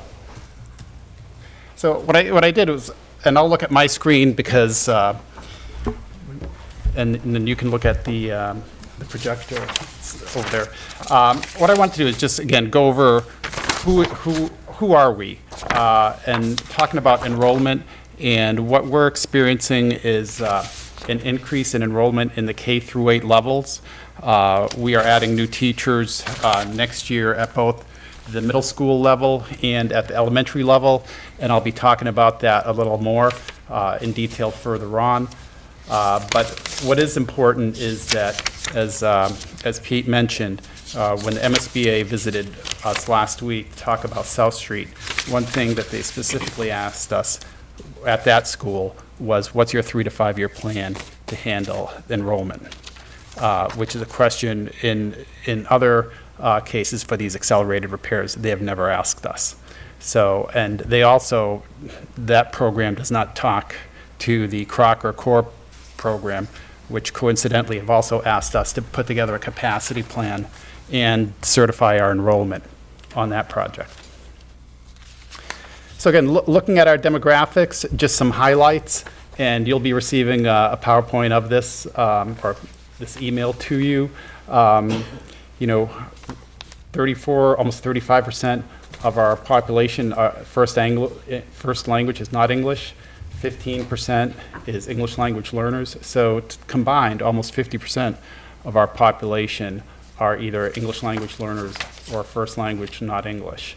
24% of our population are students identified with disabilities, 72% high needs, and 61% economically disadvantaged. Again, this is just a repetition of that data, but comparing to statewide levels, as you can see, our numbers are much higher than statewide averages. Excuse me, would you mind if I move closer to the? No, feel free. No, thank you. Mobility rates. One of the things that all of our principals experience across the district is churn rate in terms of students who move in and move out of the district. As a district, we're about 20%, as high as 25% and 36%, depending on the subgroup. So this presents challenges to us as we try to move forward. As mentioned earlier tonight, one of the issues addressing us and many other public school districts and urban districts in particular is chronic absenteeism. That is now part of the accountability equation. We were at an accountability seminar this morning, and for grades K through 8, that accounts for 10% of the score, and at Fitchburg and at the high school level, it's only 5%. So one of the things that we looked at the end of last, I'll say, calendar year and the beginning of this year as an administrative team was how we compared to other urban districts. And really, as the conversation moved forward and, as we first started talking about the calendar and February vacation, it became clear that our calendar was presenting a structural challenge with 10 early release days, and the absenteeism on those days would be higher at all our schools. And that really led to the conversations not only with the administrative team, but also with the FEA. And we're in agreement that this would really be, a high impact action to take to start addressing chronic absenteeism. And again, this is really that's just one step in addressing that challenge, and we'll be announcing more steps throughout the year. So our goals for next year, and really just focusing on professional practice, collaboration, and hard work, our goal is to become the best urban district in the state. Next year, we're going to accomplish that goal by, number one, pursuing equity in school and having high expectations, professional practices, and outcomes across all schools. move all 4 schools from targeted assistance to meeting targets and becoming schools of recognition. Secondly, improving students' academic and social outcomes with focus on subgroups throughout the district and specific schools. Third, supporting new district and school-based leaders and staff. I'll be talking about one of the initiatives there. Again, we've already started addressing the chronic absenteeism, and really that's not just the calendar proposal, but again, as John was talking about earlier, some of the actions he's taken this year, Mark Pierce over at McKay, Jeremy's been working extremely hard at Fitchburg High School, and Adam Renda also at Rheingold having some heart-to-heart talks with parents and the importance of having children come to school, starting at the elementary grades, to really start a good behavioral practice of attending school. Lastly, and you heard it from Adam as well as Paula, looking at implementing a new tiered system of support for academic, behavioral, and social emotional learning. And lastly, just kind of keep it on the radar of everybody, to expand and enhance the Fitchburg Flourishers Initiative. That's the Footsteps to Brilliance. And I'll be presenting an update on that at another school committee meeting before the year ends. So I want to just start off with just an overall district accountability report. And again, as a district, we do not require assistance or intervention, and that we are partially meeting targets. And from their scorecard, we're at 43%. So as Paula mentioned, one of the things that we'll be implementing and addressing our practices are the 4 turnaround pillars, and Paula has those pillars memorized. So sad to say. That's good to say. So I'm not going to repeat them here unless you have a question about them. But clearly, as we write these plans, and especially with the Memorial School Redesign Grant, DESE wants to make sure that we're being thoughtful about how our plan aligns with the practices. So where are we in terms of the turnaround update? Well, first, as part of the 4 schools in the lowest 10%, they all required, 3 of the 4 required monitoring site visits. 3 of those are complete. Rheingold, Longsjo, and are complete, and we're still waiting for McKay. Because Memorial is applying for the school redesign grant, they had a little bit more comprehensive report performed by AIR, a firm that was contracted by DESE. So we received their report, and we've incorporated some of their findings into the grant proposal that was submitted just last week. And we're waiting to hear the interview date, or confirmation of the interview date. We think it'll be around May 17th, and again, that'll occur in Malden. The statewide system of support, you've heard some names mentioned. They're working with 4 schools in the lowest 10%, and separately there's another individual with the statewide system of support working with Fitchburg High School on the white subgroup. And with Goodrich Academy, it was identified as a school that needs to increase the test participation. So a couple of the slides that I'm going to show you now are slides that we've used internally and shared with staff internally, really just to show with these 5 schools in accountability status where they rank relative to subgroups across the state. So again, just using Fitchburg High School, the white subgroup as an example, it was in the lowest 4%. Let's just go to the bottom right-hand corner. Memorial Middle School, the Hispanic Latino subgroup was in the bottom 5%. And again, here's just a summary of, based on last year's MCAS results, where each of the 5 schools were in the overall statewide accountability ranking system. That system is, I guess, as I talked about earlier, is constantly evolving. And now I believe the high schools will be ranked, as Paul is like by K through 12. It will be part of the next year or 2 years. This year, the high school remains its own set of data, which is good to know. So this is really just a high-level summary of where we're at, and as I've historically tried to explain the budget in real, simple terms, this is the five buckets of funding. Number one is the city budget. As mentioned earlier by Craig, Fitchburg is a net school spending community. That budget is just about 74 million. Our direct spending budget this year is $60,225,000. Given Governor Baker's budget proposal, which incorporates many of the Foundation Budget Review Committee recommendations, that budget is about 3.8 million more than FY19's final budget. And Chapter 70 funding represents 75% of next year's net school spending budget. So that that 60.2 million is 75% of this roughly 74 million. And when you look at direct spending, our Chapter 70 equals 92% of, and actually that should be FY20 direct spending. Another source of funding is through circuit breaker. That is not part of the budget that is approved by school committee. Last year, it was just under 2 million. We expect that it'll be about the same amount for this coming year. Federal grants, as always, we really don't find out the exact amounts till later on in the spring and in summertime. The estimate is around 5.9 million. Again, that number is subject to change.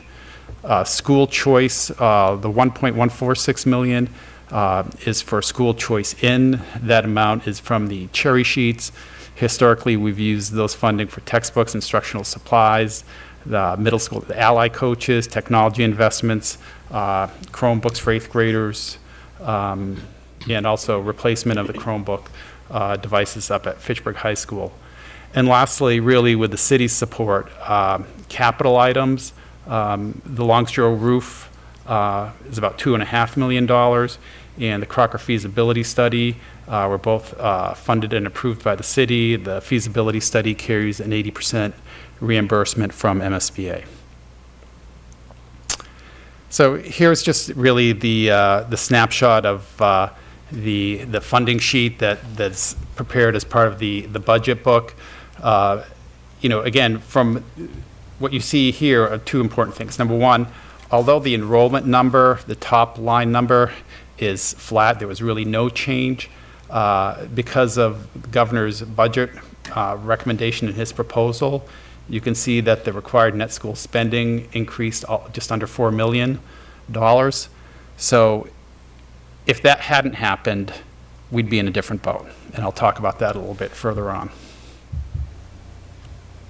So one of the things to look at too in terms of the top line, in terms of with enrollment being flat and our funding increasing almost 3.8 million, is okay, what were the changes in some of the subgroups that we're talking about here?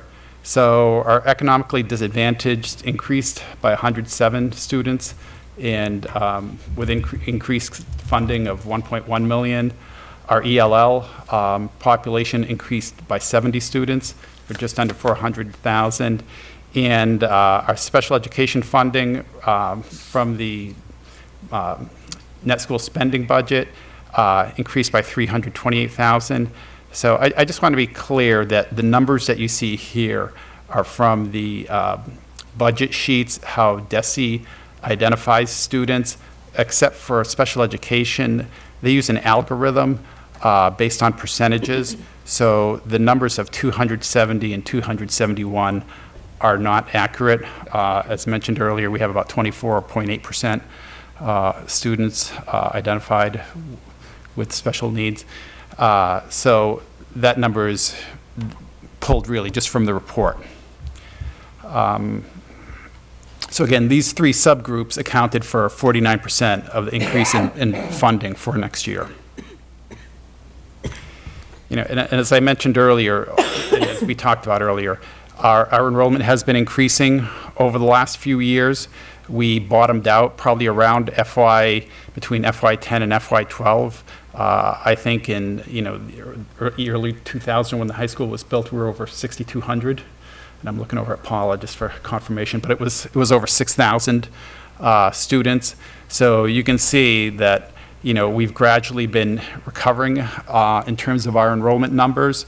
And what we're facing now is larger grade level sizes that were grade through K through 5, and now that 5th grade is moving on into 6th grade, and we have a lot of consistency in terms of the class sizes moving forward, which is the challenge that we'll have to address and innovate.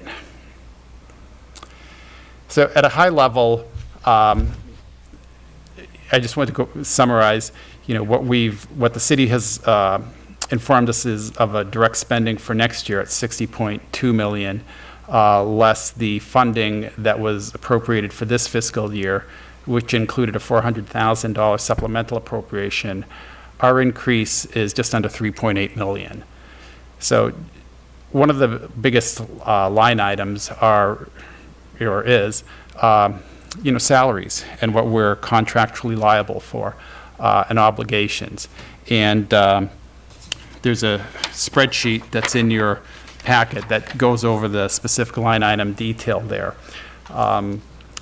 So I just want to emphasize that had the governor not proposed adoption of the recommendation of the Foundation Budget Review Committee, the budget would not have increased $3.8 million, and we'd be trying to figure out how do we address $2.1 million at a minimum increase in costs that we're just contractually liable for.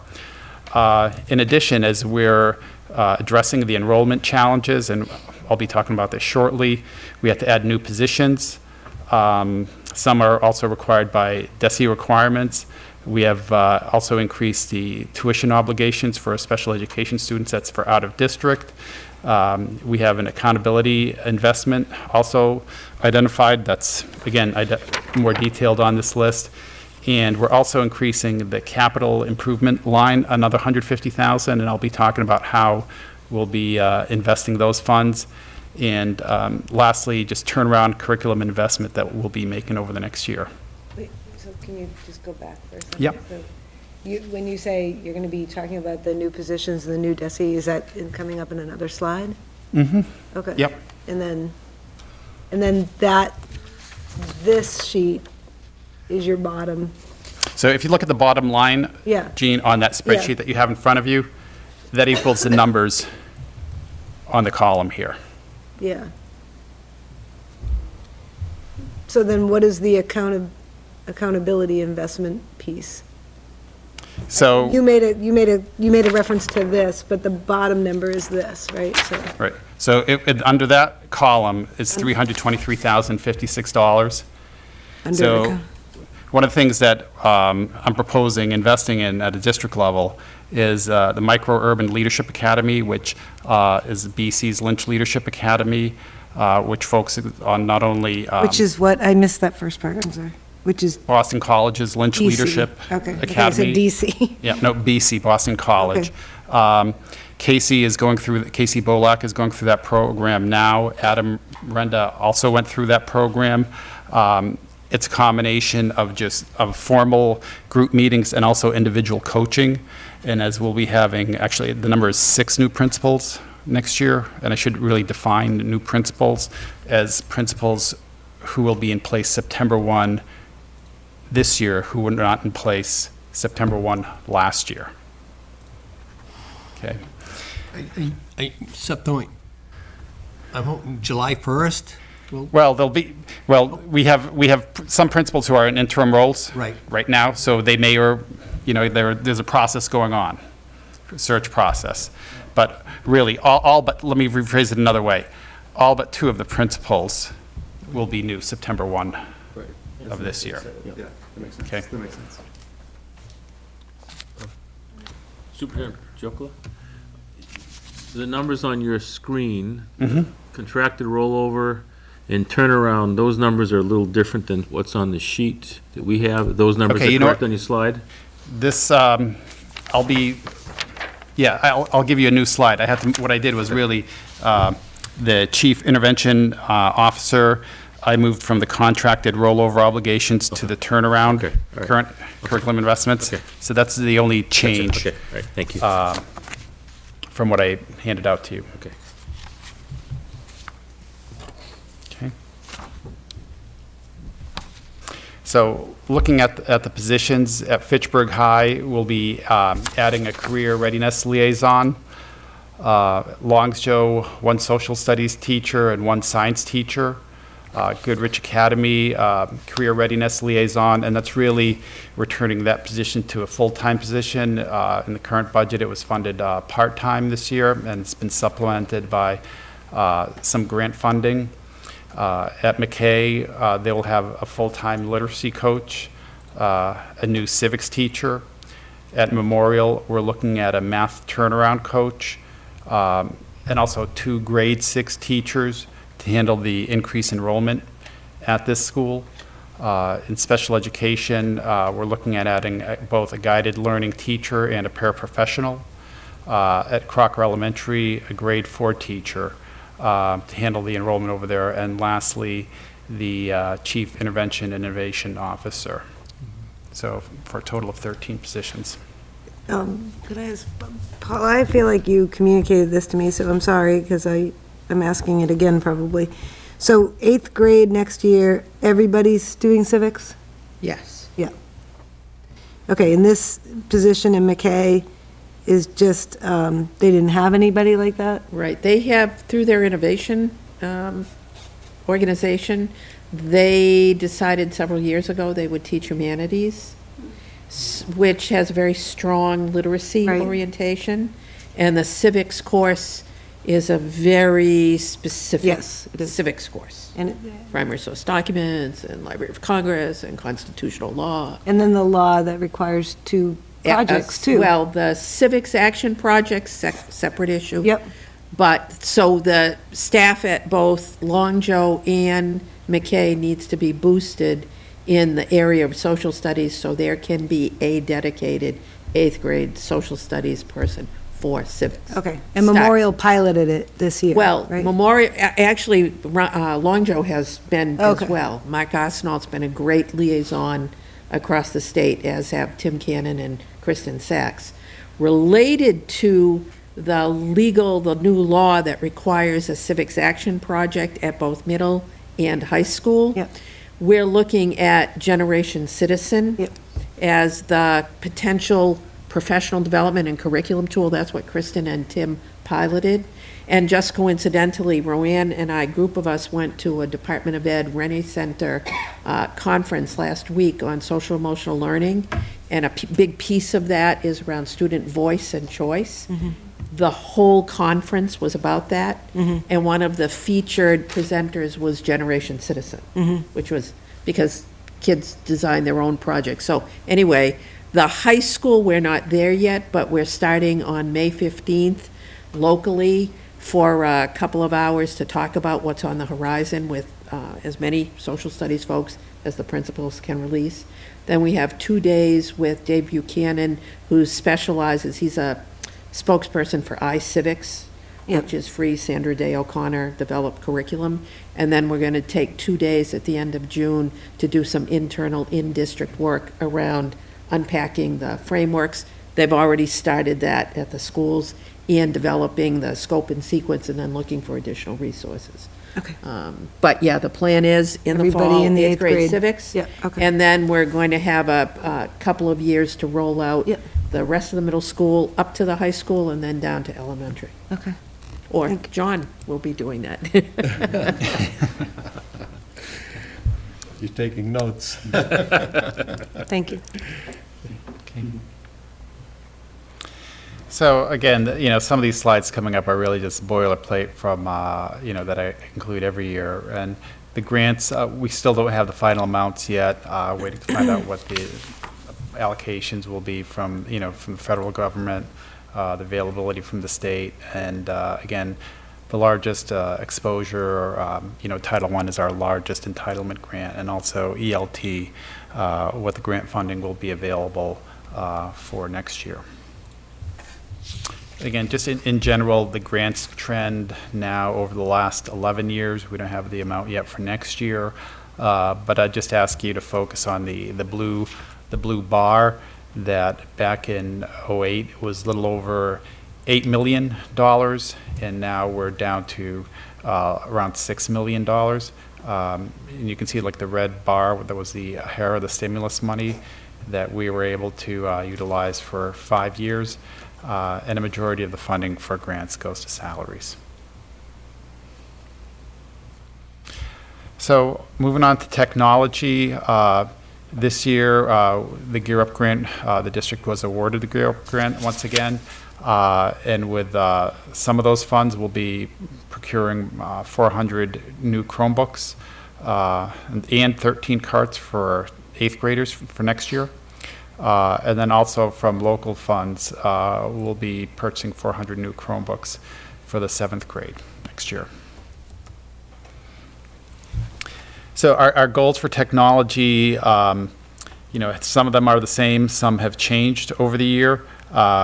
We continue to, you know, develop and implement the suite of, you know, Google Suite and the apps across the district, electronic safety and privacy for staff and students, expand the blended and personalized learning for online content for the middle schools, further expand computer science, coding, and robotics, alignment of AR and VR, virtual reality, augmented reality, and virtual reality resources to major curriculum content areas. And again, this is something that we've been highlighting at the Title I Literacy Fair, Book Fair, last weekend, was it?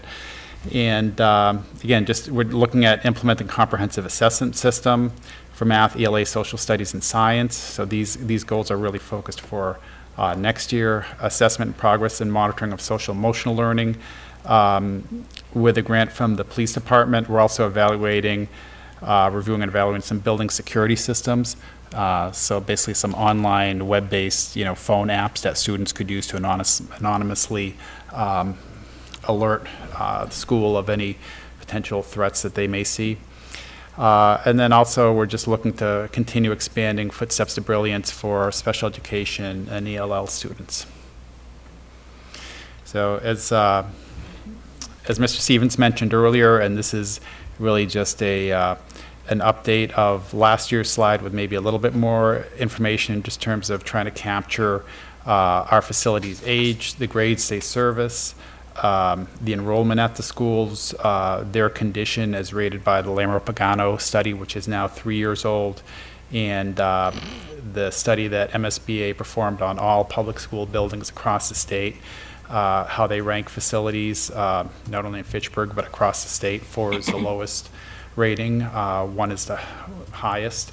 And one of the things that is changing here, and really at the bottom, is 44 Winoosknock Road, which is leased to FLAC. FLAC will be moving in August, and so they've notified us that they have will be signing a lease at another location and looking to vacate that property in the fall. So, you know, just continuing along the facilities vein here, I'll just start with the Crocker Elementary, the repair project. You know, we're in continuous contact with the insurance adjusters and their subcontractors. You know, they're looking at, you know, there's been some floor tiles that came up recently, and also finally an engineer came out Friday to look at the installation of the new piping there. And there seems to really be an easy resolution to that. As I informed the Building Needs Subcommittee meeting last week, our goal is to have that project complete by August 15th. But we're relying on, you know, the insurance company and their contractors, and can they get everything done by them. But that date has been specifically requested of them, and hopefully they can stick to that. If not, I will communicate any changes to the school community as soon as we have them. Then Crocker Elementary, really an update on the core project.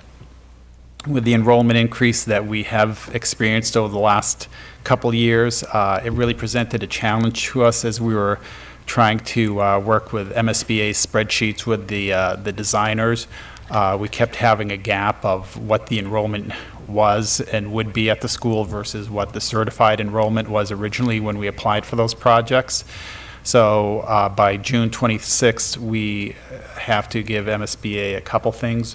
One is they're looking for an enrollment capacity plan to see how we're going to handle our enrollment over the next 3 to 5 years, because we're going to need to do that with or without any building project, and also to recertify or certify an enrollment number for K through 4 or K through 8 school. So we need to deliver that to MSBA by June 26th. Longshow, the roof gutter project, cupola repair, and these are, I'll say, anticipated dates. We don't have any hard dates yet. It's May now. Hopefully the project will be done by June. We haven't been communicated a firm date, but we're closer to the end than to the beginning. I'll say that. Then I'll talk about some more smaller projects that are on the next slide there. And, you know, the electronic signs, the electrician will be going out to the signs in the near term and trying to get those up and running before the end of the school year. So some of the specific projects we'll be working on, and this is the items that are not in bold, will be coming out of our school building maintenance capital line item. So at Fitchburg High, there's the pressure pump that needs to be replaced and the window balances. That's a $250,000 project. That's a big project. And we're in the process of trying to get quotes for that so that project can be complete this summer. At Longshow, the boiler retubing, some of the boiler tubes have already been repaired this fiscal year. It needs some more for next year. And then there are some electrical system updates that need to be made over at Longshow as well. The last item on the list is the freshwater pipe over at Longshow. Last month, the city council, and actually I think it was maybe Tuesday, or this coming Tuesday night, will be finalizing the, there was a capital appropriation of a little over $100,000 to address the asbestos that was around this freshwater pipe that is, you know, has a small, you know, a leak. That pipe needs to be replaced, but the first step was to try to mitigate any potential environmental event there. So when you look at the items that are not in bold and the capital line item for next year, those 4 projects are 2/3 of what we have for capital repairs for next year. So just to put it in perspective also, last year, or this current year, when the city appropriated $400,000 to help us meet net school spending, those funds had to be used for the mold remediation at Fitchburg High. So now we can channel those monies into the capital repairs listed above here. And we also increased that line item as well. So just in general, some of the challenges that we face, again, refocusing funds to improve students' academic and social emotional outcomes, especially in light of our current accountability status, you know, the increasing needs of students, you know, our aging facilities infrastructure, and really, as always, just the percentage or reliance on the Commonwealth through the Chapter 70 funding.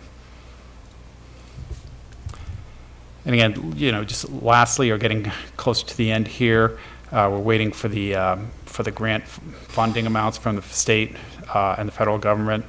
The final budget by the state doesn't happen until late June. I'm not sure if there's going to be true education funding reform accomplished by the legislature this year. What I'm hearing is that the funding, the governor's budget will probably be approved, but the reform aspect of that right now is uncertain in the House. And again, you know, we may be making adjustments to what I've recommended based on new information. You know, enrollment needs are constantly changing. We have again the high churn rate, moving in, moving out. And the needs of students. So the calendar tonight is the first hearing of the budget. In 2 weeks, we'll have our second hearing, and you'll vote to finalize the budget. Then, as just past practice, by the first meeting in June, we distribute a budget book to all of you and to the administrative team and community. So, that's it. I have a quick question. Yeah. It's kind of an awkward question with the potential applicant being in the room, but for the CIO, how'd you come to that salary? I don't know if you talked about that, you said a lot, sorry if I missed it, but what was the process of coming to that salary? Was it just kind of a industry standard, or? Well, I don't know if there's, I mean, not too many schools have that position, so it's kind of looking at it, as it's involved with cabinet, and it's kind of has the impact of a principal, so it's kind of in that mid-range. So I don't say it's neither fish nor fowl, so to speak. So we tried to look at that from, where we're at in terms of our overall salary scale, looking at principals and cabinet and where it might fall, yeah. Makes sense. I have a couple of questions. So the transportation increase, is there any change in services to that, or is all that just the contractual increase? And then the line item that says McKay, I mean, I think it's supposed to say innovation agreement, I don't know. But what is that $50,000 line item about? Yeah, so let me talk about that. So actually, there's a typo there. It's not innovation, it's innovation.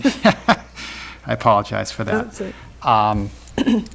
So with McKay, we will be taking ownership of the principal. So in the final budget book that's presented that has the line item detail of spending at each school, it'll include the principal's salary in that budget versus part of the overall agreement with McKay.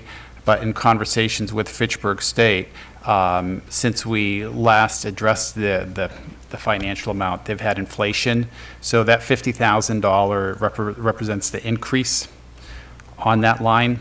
So there's going to be, that $50,000 is the increase, and then to the principal position. No, to the McKay agreement, and then then really the principal salary is being taken from the agreement line item and transferred to our school-based the McKay principal leadership line item. And the transportation piece, kind of, that was her other question. And Yeah. I talked about that too. Is that reflective of the new busing system that we're opening up, or is that just contractual? So the transportation is contractual.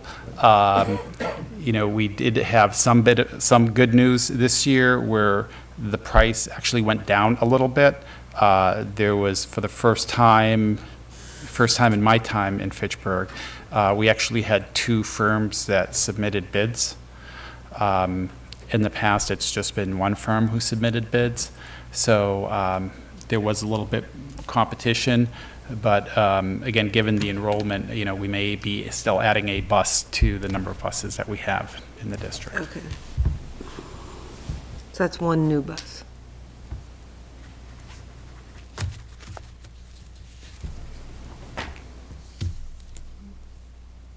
Any other questions for Bob on budget? Right now. Okay. Oh, thank you, Bob. Okay, thank you. Thank you.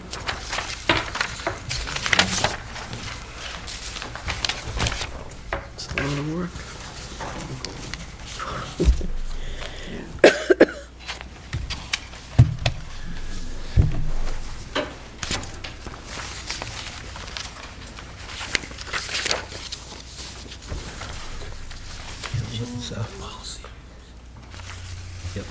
We have policy items, Bob. Yep, so Sally, if you want to talk about the policy items. So just a special emergency meeting number 6511, second reading.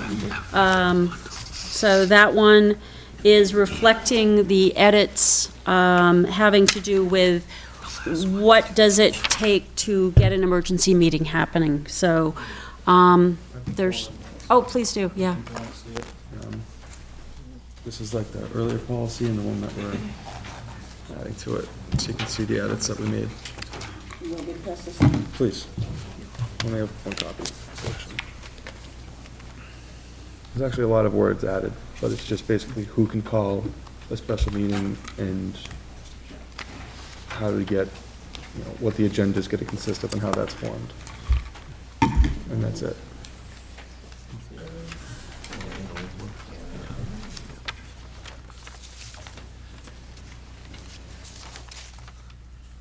Okay.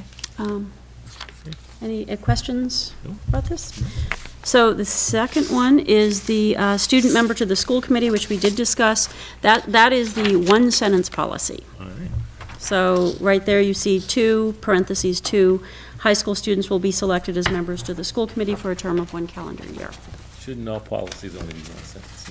Yeah. In a perfect world. Yes, sir. You will also see in your package that you did receive the time and location of regular school committee meeting. This can go right in your policy book. So the one that says date adopted, April 22nd, just put it right in the giant book at 6502. Remove the other one. Patty, the administrative assistant, again, genius. She is telling us exactly what policy to delete. That curriculum articulation committee. So just take it out. So we're putting a page in, but we're taking a page out. Okay? So I hope that's clear. Anything else, Aiden? No, this one's really straightforward. Next meeting, we'll have the other 2 that we tabled. There was one policy about the procedures for public comment. There's a lot of rules and regulations about our wording for that. It has to be, you know, constitutional and all those other things, so that's a bit more complicated. We asked for legal advice, and we'll be giving that at the next general meeting. Very good, thank you. Yep, and, yeah, I think that's it. We haven't scheduled our next policy meeting. Theoretically, it would be in June, so we'll figure that out when we can, because we have all these wonderful events coming up that we do need to be part of. Okay, could we have a motion to bundle 1152 through 1156 and including 1160? So just a caution, we actually should be separately approving our policies. Oh, okay. So I was just informed this myself, Mr. Stevens, so as we move forward. Letting me know that. For the sake of note takers, administrative assistants, it's just a lot. Exactly. Yeah, I'm just, let's, which, So why don't we bundle down to the energy grant? yeah, okay. 1152 through, is that a motion? Motion to bundle action items 1152 to 1154. And I will second that. And can we include 1160? And 1160, we can. Still second?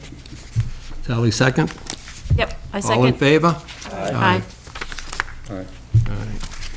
Okay, now I can make a motion Yes. that we pass those items.